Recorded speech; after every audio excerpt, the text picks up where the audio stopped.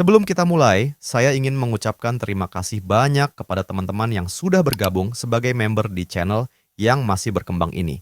Dukungan kalian sangat berarti.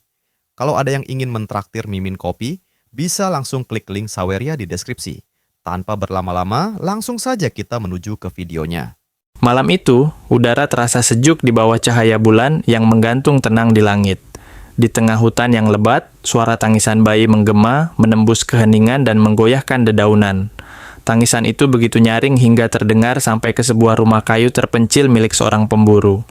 Vincent, pria pemilik rumah itu, mendongakkan kepala dari meja makan. Ia menggenggam kapaknya melirik kepala-kepala hewan buruan yang tergantung di dinding. Kalau ini perampok, mereka memilih rumah yang salah. Gumamnya dengan nada tajam. Tapi langkah kaki yang tak meninggalkan jejak, serta jebakan yang tetap utuh membuatnya curiga. Mereka bukan pencuri biasa, pikirnya. Tapi mereka juga tak bisa lolos dari pendengaranku. Dengan kapak di tangan dan tatapan tajam, Vincent membuka pintu. Ia menyusuri halaman rumah hingga tiba di kandang. Namun, yang ia temukan hanyalah seekor kuda. Dan suara tangisan itu. Suaranya kini terdengar jelas, berasal dari tumpukan jerami. "Hah? Apa ini?" serunya terkejut. Ia menyibak jerami dan menemukan seorang bayi. Terbungkus kain lusuh, namun hidup. Vincent memeluknya, mendekatkan telinganya ke dada kecil itu. Detak jantung yang lemah namun nyata membuat hatinya tergetar. Wajah sang pemburu yang biasanya dingin perlahan melembut. Cahaya kehangatan muncul di matanya yang dulu penuh kematian. Olina, istrinya, muncul dari balik pintu sambil menguap. "Ada apa, Vincent? Kau membangunkanku." "Olina, Aku tak tahu harus bilang apa, tapi kupikir ini anak kita." Bayi itu membuka mata dan melambaikan tangan kecilnya. Angin tiba-tiba bertiup, awan menggulung menutupi bulan, lalu hujan turun perlahan. Tanah yang tadinya kering mendadak menjadi subur. Penduduk desa yang tengah tidur pun terbangun oleh bau tanah basah dan bernyanyi penuh sukacita. Sejak saat itu, bayi itu diyakini membawa keberkahan. Ia melindungi desa dari bencana, mengakhiri musim kelaparan, dan membuat orang-orang percaya bahwa ia adalah anak yang dikirim oleh sihir. Mereka pun memberinya gelar penyihir.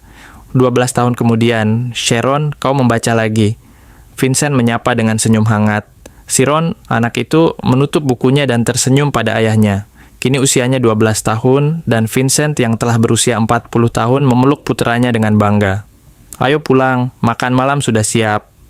Saat berjalan pulang, Sirone bertanya, "Ayah, bagaimana cara orang menggunakan sihir?" Pertanyaan itu membuat Vincent tersentak. Dalam hati ia bergumam, "Apa ini gara-gara buku yang kubelikan?"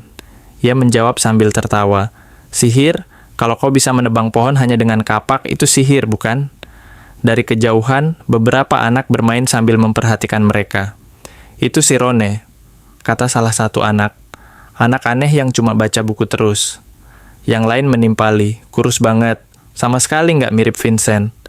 Vincent mendengarnya. Ia menggenggam tangannya kuat, namun tak berkata apa-apa. Ia hanya memandangi Sirone yang masih tersenyum dan mengulang kata-katanya. "Jika menebang pohon dengan kapak itu sihir, aku ingin tahu lebih banyak tentang sihir." Vincent tersenyum pahit. "Besok kita ke kota, aku akan belikan buah favoritmu." Di pinggiran kerajaan Thormia Kreas, kereta kayu berhenti di depan toko. Sirone terpukau melihat kota besar. Toko pakaian mewah, aroma makanan lezat, dan keramaian yang belum pernah ia lihat. Vincent menatap putranya. "Tunggu di toko Martin. Jangan masuk gang dan jangan bertabrakan dengan bangsawan." Sirone mengangguk patuh. Di toko, ia membantu Tuan Martin dan menunjukkan kecerdasannya dengan menulis tanpa celah. "Anak ini pintar," pikir Martin. "Tapi anakku hanya tahu membuat kekacauan." "Pak, apakah Anda tahu tentang sihir?" tanya Sirone. Martin terdiam, lalu tersenyum. "Aku tak tahu banyak, tapi ada toko buku di sana." Siron segera berlari ke toko buku. Namun, saat ia menyentuh buku, pemiliknya membentak, "Jangan sentuh, buku-buku ini bukan untuk orang miskin sepertimu." Sirone terdiam, menunduk. Ia melihat seorang pelayan bangsawan datang, disambut penuh hormat. Pelayan itu bahkan membuang tumpukan buku ke tempat sampah. Sirone mengambil salah satunya dan tersenyum pahit. "Jadi begini caranya ayah mendapatkannya untukku." Saat berjalan, Sirone tersesat dan masuk ke wilayah bangsawan. Seorang penjaga menegurnya kasar, menyebutnya mencurigakan dan yatim piatu. Ia lari, sembunyi di semak, napasnya tercekat. Namun saat akan pergi, ia mendengar sesuatu dari balik tembok tinggi. Suara guru di Akademi Sihir. Topik hari ini, apa hal terpenting dalam belajar sihir? Jawaban murid-murid pun bermunculan, pengetahuan, kerja keras, uang, semuanya ditolak. Yang paling penting adalah wawasan. Sirone terpana. Kepala sekolah melanjutkan, 1 plus 1 adalah 2, tapi siapa yang bisa menjelaskan kenapa itu 2? Kita menerima itu karena hukum dunia sudah ada sejak awal. Begitu juga dengan sihir. Wawasan adalah jembatan untuk memahami dunia ini. Sirone berdiri terpaku. Hingga tiba-tiba suara guru itu berkata, "Anak di balik tembok, kau ingin ikut berdiskusi denganku?" Sirone panik, kotor, dan takut. Tapi dalam hatinya bergemuruh. Kalau aku tak memanjat tembok ini, aku akan menyesal selamanya. Dengan tekad membara, Sirone memanjat tembok tinggi itu. Ia melihat pemandangan dunia sihir yang selama ini ia impikan. Dan di tengahnya berdiri sang kepala sekolah, Mirhe Alpheas, penyihir tingkat 4. Senyum sang penyihir mengembang. "Ayo, kau datang untuk bermain denganku." Sirone mendekati kepala sekolah dan para murid lainnya dengan wajah tegang. Melihatnya, anak-anak bangsawan langsung berteriak nyaring. "Kepala sekolah, dia bukan bangsawan. Kurasa dia rakyat jelata." "Hei, kau tak boleh masuk ke sini. Pergi sana." Sirone terdiam, terkejut oleh perlakuan itu. Namun kepala sekolah hanya tersenyum hangat. "Tak apa," katanya lembut. "Kemari, apa ada yang lelaki tua ini katakan yang menarik perhatianmu?" Dengan mata yang berbinar penuh semangat, Sirone menjawab, "Aku ingin melihat sihir." Kepala sekolah menatapnya penasaran. "Apa kau belum pernah melihat sihir sebelumnya?" Sirone menggeleng. "Aku hanya pernah membacanya di buku, tapi belum pernah melihatnya langsung." Anak-anak tertawa mencemooh. Rakyat jelata mana bisa baca buku? Siron tak bisa membalas cemohan itu. Dia menunduk, lalu memohon dengan sopan. "Tolong, tunjukkan padaku sihir. Satu saja, aku ingin melihatnya dengan mata kepalaku sendiri." Kepala sekolah mengangguk sambil tersenyum. "Baiklah, sihir yang sederhana, sihir angin." Anak-anak langsung bersorak riang. Tapi hanya Sirone yang berdiri terpaku, matanya berbinar penuh harap. Tiba-tiba, angin kencang berhembus dari tangan kepala sekolah, menyapu anak-anak dan Sirone hingga terangkat ke udara. Mereka semua melayang ke arah halaman sekolah. Anak-anak tertawa kegirangan, tapi Sirone malah menjerit ketakutan. Tubuhnya melayang, lalu perlahan turun. Tapi saat hendak menyentuh tanah, dia berhenti, mengambang di udara. Anak-anak menatap Siron dan tertawa keras. Wajah Sirone masih pucat. "Bagaimana perasaanmu?" tanya kepala sekolah. Anak-anak ikut tersenyum, tapi tidak dengan Sirone. Dia justru mengerutkan kening, lalu bertanya, "Apa itu sihir?" Kepala sekolah hendak menjelaskan dengan sederhana, tapi Sirone menyela. "Tak perlu. Kalau kau juga tak benar-benar memahaminya, katakan saja yang sebenarnya." Anak-anak langsung mengernyit. "Kurang ajar, berani bicara begitu pada kepala sekolah." Kepala sekolah pun sempat terdiam, keningnya berkerut. Tapi melihat tatapan tajam Sirone, ia justru tersenyum. "Baiklah, aku akan menjelaskannya sedikit lebih dalam. Sihir adalah sesuatu di luar akal sehat. Ini adalah perluasan dari pikiran manusia, upaya untuk memahami kebenaran dunia." Sirone menanggapi cepat. Itu tidak realistis, tapi justru karena itulah, mungkin penjelasan itu lebih dekat pada kebenaran. Anak-anak melongo, rahang mereka ternganga. Kepala sekolah tertawa. "Itu pasti tertulis di buku ya?" Sirone menggeleng. "Tidak, tapi aku melihat kesamaan dari semua buku itu. Banyak pemikiran orang-orang hebat dulunya dianggap absurd, bahkan ditertawakan. Tapi akhirnya, semua orang menerima ide itu sebagai kebenaran. Jadi kupikir, kebenaran sebenarnya tersembunyi dalam hal-hal absurd. Itulah yang kupahami."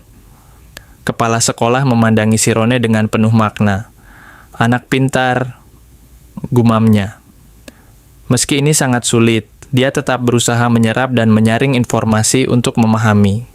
Namun di dalam hatinya, kepala sekolah sadar, anak ini rakyat jelata. "Aku akan menunjukkan lebih jauh." Ucapnya lalu memanggil, "Shuamin, masuklah ke dunia spiritual." Gadis kecil bernama Shuamin maju ke depan. Dia menutup mata, menangkupkan tangannya. Tubuhnya mulai memancarkan cahaya hijau lembut. "Aku sudah masuk," bisiknya. Kepala sekolah lalu menggenggam tangannya. "Tebak, berapa koin yang ada di dalam tanganku?" "6," jawab Shuamin cepat. Dia membuka tangan. 6 koin. Shirone tercengang. Bagaimana? Kepala sekolah menjelaskan, ketika penyihir memusatkan pikirannya, ia jadi peka terhadap sekitarnya. Penyihir hebat bahkan bisa menghitung jumlah daun di pohon dari kejauhan. Ini disebut dunia diam, keadaan mental yang sangat sensitif. Dia mengambil 3 koin, Shuamin langsung menyebut 3. Tapi wajahnya mulai lelah. Penyihir yang bisa masuk ke dunia spiritual akan mampu memahami dunia luar dengan kapasitas supernatural. Pada akhirnya, mereka bisa mendominasi realitas, ujar sang kepala sekolah. Shirone hanya terdiam, kagum. Tak hanya sekadar menghitung koin, tapi merasakan seluruh dunia. Semua orang bisa melakukannya, lanjutnya. Mulailah dari tempat tenang, rasakan dirimu sendiri, lalu kosongkan pikiranmu. Tapi dia tahu tak semua orang mampu, hanya sedikit yang benar-benar bisa. Kalau berhasil, katanya pelan, kau akan melihat dunia yang benar-benar baru. Mengerti?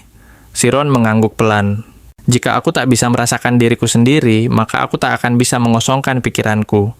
Kepala sekolah memandangi anak itu dengan heran. Anak ini benar-benar membuatku kagum. Apa kau mau mencobanya sekarang?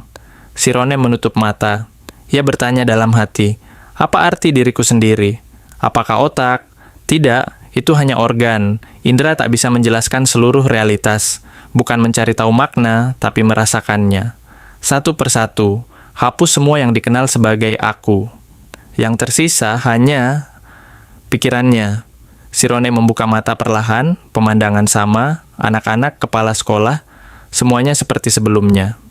Apa yang kau rasakan? Tanya kepala sekolah. Suara, gumam Shirone. Aku mendengar semua suara. Anak-anak tertawa keras. Tentu saja kau dengar suara. Itu bukan sihir. Kepala sekolah pun berpikir. Seperti dugaanku, anak ini belum bisa masuk ke dunia spiritual. Dunia mental bukan sekadar indera biasa. Di sana kau bisa mencium suara, mengecap cahaya, dan melihat perasaan. Dia berdiri, menepuk kepala Shirone. Bagus, teruslah berlatih. Suatu hari nanti kau akan mendengar lebih dari sekadar suara. Lalu ia berpaling dan memanggil anak-anak lain. Pelajaran khusus selesai. Ayo, kembali ke sekolah sebelum terlambat. Tapi di dalam hatinya, ia berkata, sayang sekali, anak luar biasa. Andai saja dia bangsawan dan mendapat pendidikan sejak kecil, dia bisa sejajar dengan anak-anak ini. Tapi, dunia ini penuh anak jenius yang terlewatkan. Namun di belakang mereka, Shirone melompat ke atas tembok. Napasnya terengah, matanya membelalak. Berhasil. Ini benar-benar berhasil. Shiron mengingat sesuatu yang mengguncangnya. Aku mendengar suara yang mengejutkan. Apa ini benar-benar dunia spiritual? Rasanya seperti tubuhku terkoyak menjadi jutaan bagian dan tersebar ke seluruh penjuru, seolah melampaui alam semesta dan galaksi. Aku adalah dunia ini. Air mata mengalir di wajahnya. Ia berlari secepat mungkin masih gemetar. Aku tak bisa berhenti menggigil di hadapan kebesaran ini. Hanya sesaat, tapi aku keluar dari tubuhku dan menjadi tak terbatas. Dalam kepanikan, Shirone menabrak seseorang dan jatuh ke tanah. Aku minta maaf, katanya cepat. Namun pria yang ditabraknya tampak sangat kesal. Apa yang kau lakukan? Dasar brengsek. Ia mencengkeram keras Shirone. Kau tahu kau barusan menabrak siapa? Kami ini preman kelas atas. Shirone ketakutan. Aku sungguh tidak sengaja. Tapi pria itu tak peduli. Maaf? Maaf saja tidak cukup. Kau dari guild, datang ke sini untuk membunuhku ya?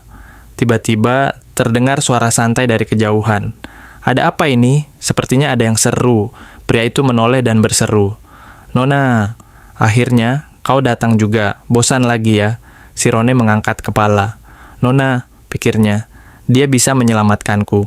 Namun ketika melihat sosok wanita muda itu, tubuhnya justru membeku. Penampilannya anggun dan mencolok, jelas seorang bangsawan. Pria berambut biru menjelaskan, anak ini mencoba membunuh orang, jadi kupikir dia perlu diberi pelajaran. Shirone masih mencoba membela diri. Bukan begitu, aku hanya tak sengaja. Diam, Pria lain menyela dan mengangkat kakinya. Apa kami tampak bodoh untuk percaya padamu?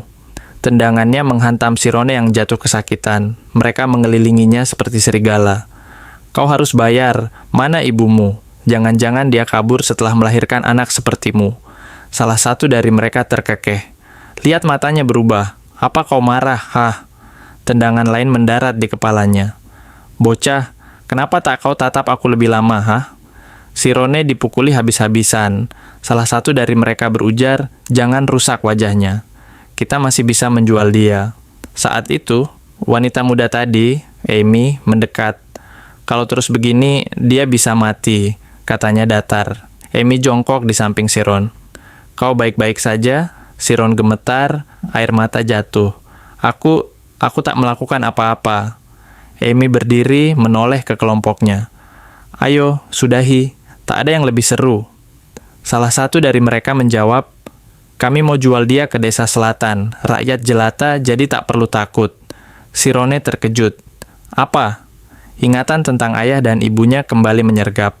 Amy melirik Sirone dan berpikir, budak seharusnya tak punya cacat, bukan? Senyum licik muncul di wajahnya. Mungkin aku harus pastikan itu sendiri. Orang-orang itu tertawa keras. Dia menyuruhmu buka baju. Bocah. Mau dipukuli lagi ya? Sirone menggigil, air matanya tak berhenti. Amy tampak tersipu lalu mengerutkan dahi. Kenapa aku seperti ini? Aku hanya ingin melihat ekspresi mereka setelah ini akan kulepaskan dia. Tiba-tiba mata Sirone berubah menjadi biru. Seekor naga muncul di langit di antara kawanan gagak. Segalanya terasa membeku. Sirone menatap sekeliling, bingung. Teriakan keras bergema dari pohon kerajaan dalam ingatannya. Mantra yang bisa menciptakan angin. Suara kepala sekolah itu kembali menggema dalam pikirannya. Kerumunan menatap Siron bingung. Jiwanya tampak tersedot keluar. Bocah, apa kau tuli? Salah satu dari mereka berteriak. Tapi Sirone hanya menatap kosong. Amy melihat sesuatu yang janggal dan berteriak. Tunggu, hentikan. Tapi sudah terlambat. Tubuh Sirone memancarkan angin dahsyat. Semua orang terlempar keluar dari gang, menabrak tembok dan tanah dengan keras. Sirone menatap tak percaya. Orang-orang itu kini berlumuran darah. Ada yang tulangnya patah, ada pula yang berbusa dari mulut. Hanya Amy yang mendarat dengan tenang. Apa yang barusan terjadi? Amy berteriak. Warga jelata sepertimu, dari mana kau belajar sihir? Suara dari luar gang terdengar. Ada suara keras dari sana. Amy menggertakkan gigi. Sial, dan segera melompat pergi. Sirone masih terkejut. Dia terbang, tapi ketika seseorang terlihat berlari mendekat, Siron langsung panik. Dia tahu mereka tidak akan percaya. Maka ia berlari sekencangnya, meninggalkan semuanya. Dunia ini begitu dingin, pikirnya.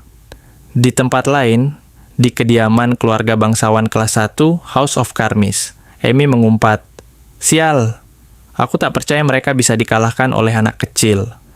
Ayahnya, Shakora, pemimpin House of Karmis memandang tenang. Kau pulang cepat hari ini, apa kau bolos sekolah? Tapi dia langsung menyadari anaknya tengah kesal. Aku sudah mempelajari semuanya, tidak menyenangkan sama sekali. Amy menggerutu lalu naik ke atas sambil marah. Asisten Shakora berkomentar, meski kau jenius, tetap saja jangan ceroboh. Suatu hari nanti kau bisa dilampaui. Amy terdiam, wajahnya sedikit memerah. Shakora hanya menghela napas. Ia tak mengerti apa yang salah dengan anaknya. Tiba-tiba Amy bertanya, Ayah, tentang sihir, apakah kau mengenal seseorang dari Akademi Sihir yang bisa kau perkenalkan padaku? Suatu hari yang dingin, Vincent memanggil, Sirone, kau di mana? Sirone masuk ke dalam rumah dengan napas berat, sementara Olina segera memberitahu suaminya. Dia pergi ke area penebangan, katanya ingin mengambil lebih banyak kayu bakar. Vincent mengernyit. Apa? Salju masih turun dan dia pergi menebang kayu?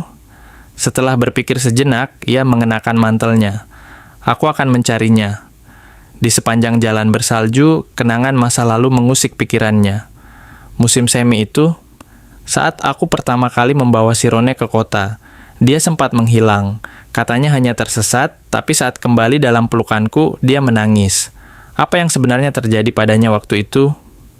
Sementara itu, jauh di hutan, Sirone berdiri di depan pohon penuh sayatan. Tangan kanannya menggenggam kapak, napasnya berat.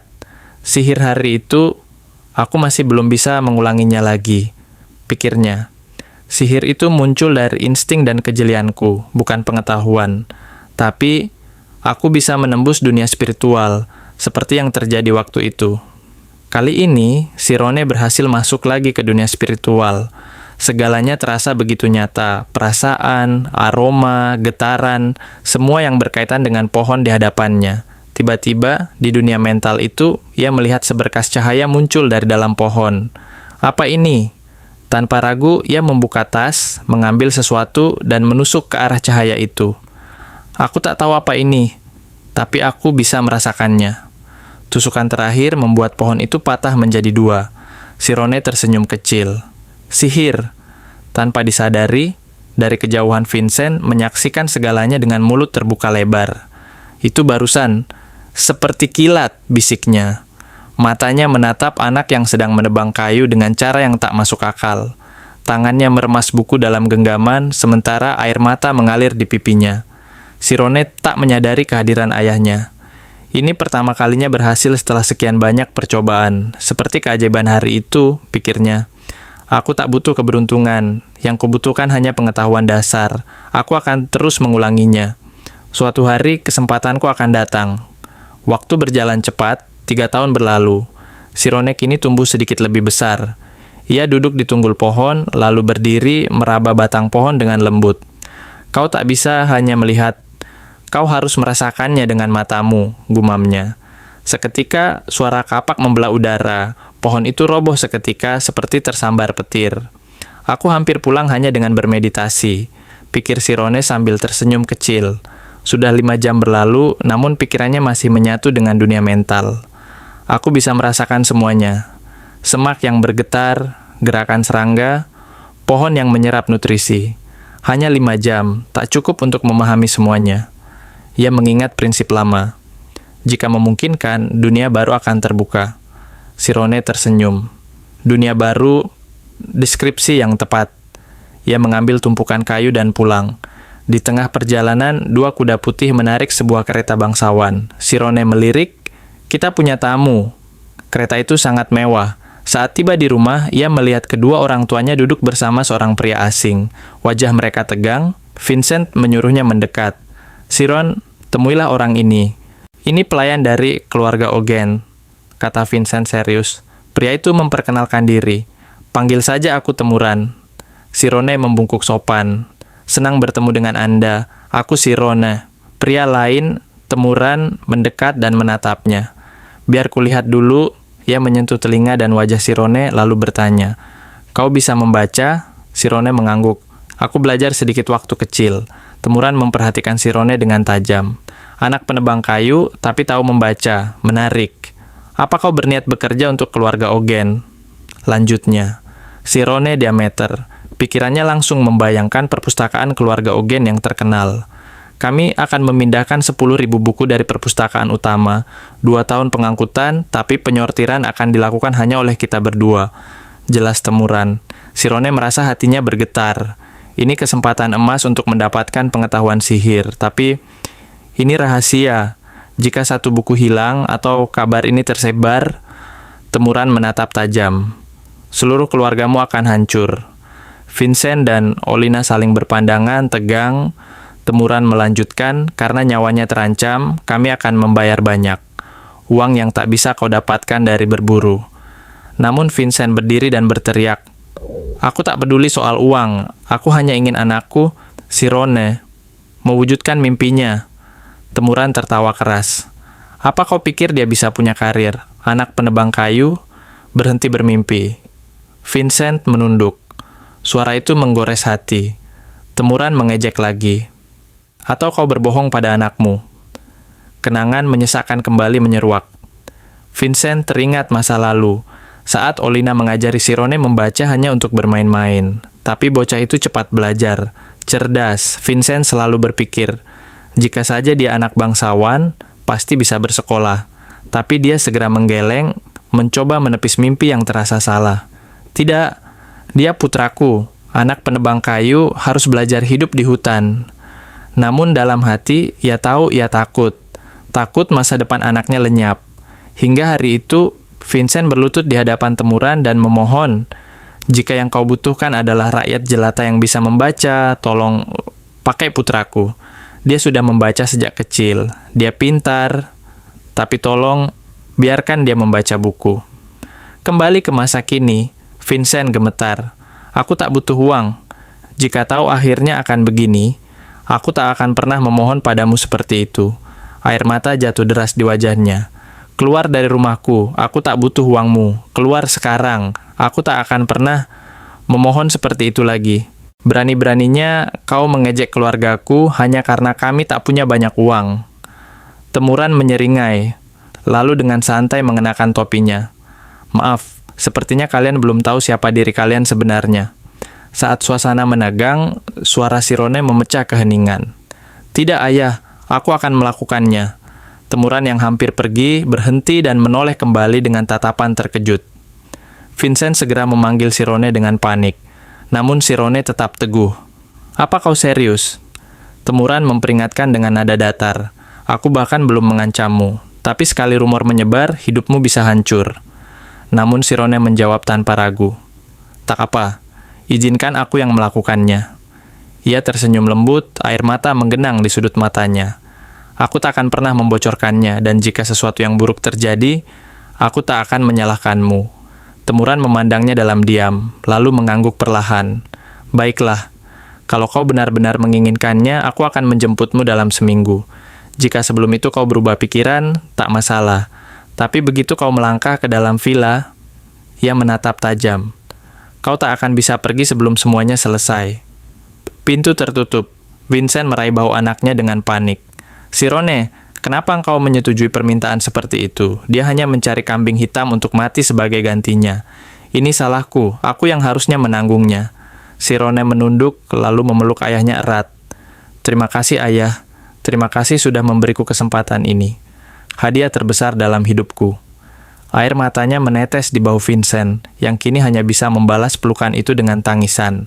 "Jangan khawatir, Sirone. Kau pikir ayahmu tak bisa melindungimu?" Ia menatap putranya lekat-lekat. "Ingat kembali tanpa cedera. Aku bersumpah, mereka tak akan menyentuh sehelai rambut pun darimu." Olina menahan air mata, lalu ikut memeluk mereka. 3 orang dari satu keluarga bersatu dalam keheningan yang menyayat. 1 minggu kemudian, seorang utusan datang membawa kontrak.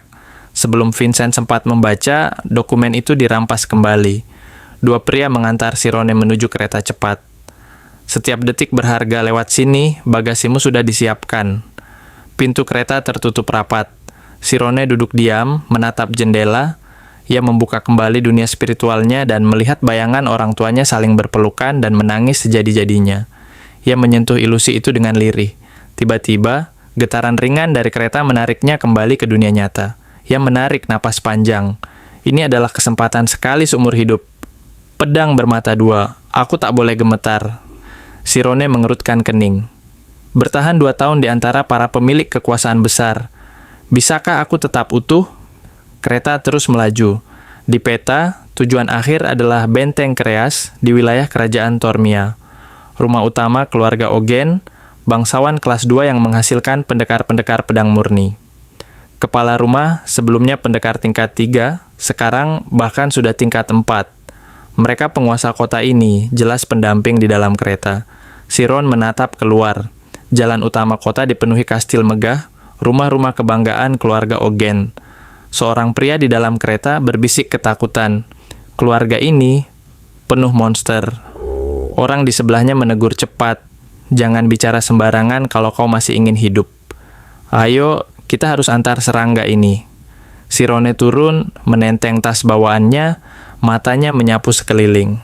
Sekarang semuanya terasa nyata. Inilah dunia para bangsawan. Sirone dibawa menuju sebuah bangunan bergaya administrasi. "Ini lounge pelayan sekaligus tempat tinggalmu." Saat ia masuk, Temuran sudah menunggu. "Ikuti aku, akan kujelaskan tugasmu." Sirone segera membalik badan dan mengikuti. Mereka masuk ke ruangan lain yang penuh rak dan debu tua. Mata Sirone membelalak. "Ini perpustakaan besar keluarga Ogen." Temuran mengangguk. Buku-buku di sini akan dipindahkan ke perpustakaan baru. Tugasmu adalah menyortir dan mengelompokkannya berdasarkan daftar mingguan. Jam kerja pukul 9 pagi hingga 6 sore. Di luar itu, kau bebas, tapi tidak boleh keluar atau memasuki manor tanpa izin. Biasanya, pelayan juga akan diajari etiket, tapi kau cukup fokus pada tugasmu. Sirone menerima setumpuk daftar. Ia menyimpan kekaguman di wajahnya dan bertanya kapan bisa mulai. Temuran hanya menjawab singkat, besok. Keesokan harinya, Sirone masuk ke perpustakaan mengenakan seragam pelayan. Tumpukan daftar di tangannya terlihat seperti gunung kecil, tapi ia tersenyum tipis. Sekarang aku paham, mengapa hanya satu orang yang diberi tanggung jawab ini. Standar pengelompokan buku pasti berbeda-beda. Ia memandang sebuah buku bertuliskan sejarah pedang. Apakah ini termasuk sejarah umum atau buku pedang profesional? Semua orang bisa punya pendapat berbeda. Semakin ia membaca, semakin ia menyadari sesuatu. Semua pengetahuan saling terhubung dan penghubungnya adalah sejarah. Dari 10.000 buku, 850 diantaranya adalah buku sejarah. Ia berniat menyelesaikan semuanya dalam 2 tahun ini. Suatu malam, saat sedang membaca dengan tekun, ia mendengar langkah kaki mendekat. Ia buru-buru menutup bukunya. Temuran masuk bersama seorang pria. "Apa kau sudah menyelesaikannya?" Lembur lagi. Sirone berdiri tegak. "Ya, Tuan." Temuran hendak pergi, namun berhenti. Ia menatap Sirone, membuat pemuda itu sedikit gemetar. Lalu ia berjalan pelan menepuk bahu Sirone, yang nyaris jatuh dari kursinya karena tegang. Ternyata, Temuran hanya membersihkan debu dari bahu Sirone. "Ingat, bukan hanya kau yang datang ke sini. Tuan rumah dan para bangsawan juga kerap muncul. Pastikan seragammu tak mempermalukan keluarga Ogen." Ia mengerutkan kening. "Dan potongan rambutmu. Kau pikir rambut panjang tuh pantas untuk pelayan?" "Ya, Tuan, selamat malam," jawab Sirone dengan suara kaku. Dalam hati ia menghela napas panjang. "Baiklah, 2 tahun. Aku harus fokus, tak boleh membuat masalah. Haruskah aku mengikat rambutku? Seperti ayah?" Malam semakin larut. Sirone membuka buku tebal bertuliskan 3 kaisar 7 kerajaan. Ia mengusap wajahnya yang lelah. Baru kerajaan Toria saja sudah rumit. Bagaimana aku bisa memahami semuanya? Namun, ia segera menguatkan tekadnya. "Tidak, aku tak perlu menghafal. Aku harus memahaminya, agar pengetahuan ini jadi milikku seutuhnya." Dengan mata setengah tertutup, ia menyusuri baris terakhir di halaman buku, lalu tertidur. Seseorang diam-diam masuk dan mengambil buku dari pelukannya. Temuran memandang pemuda itu, menghela napas. Bodoh, memegang buku ini selama sebulan penuh. Namun senyum kecil muncul di sudut bibirnya. "Apa kau pikir bisa berhasil hanya dengan membaca? Kalau kau berani menyentuh buku praktis, aku akan larang kau masuk ke sini di luar jam kerja." Ia menutup pintu, meninggalkan Sirone yang tertidur pulas di bawah cahaya redup.